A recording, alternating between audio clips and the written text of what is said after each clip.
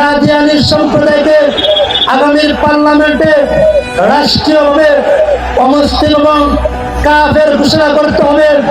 এর জন্য যদি এদেশের মুসলমান তাদের জীবন দিতে হয়, এদেশের মুসলমান তাদের জীবন দেবে।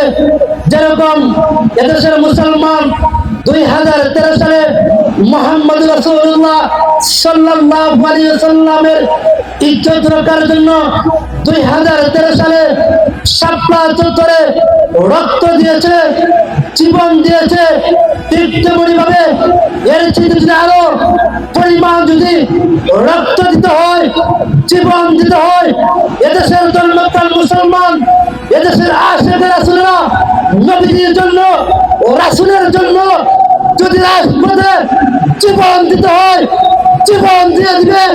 যদি এদেশের ধর্মপ্রাণ মুসলমান তরুণ প্রজন্ম রাসূলের আশিকরা রাসূলের মহব্বতের জন্য যদি রাজপথে ফাঁসির কাছে যুদ্ধ হয়, ফাঁসির কাছে চলার জন্য এদেশের তরুণ প্রজন্ম প্রস্তুত আছে।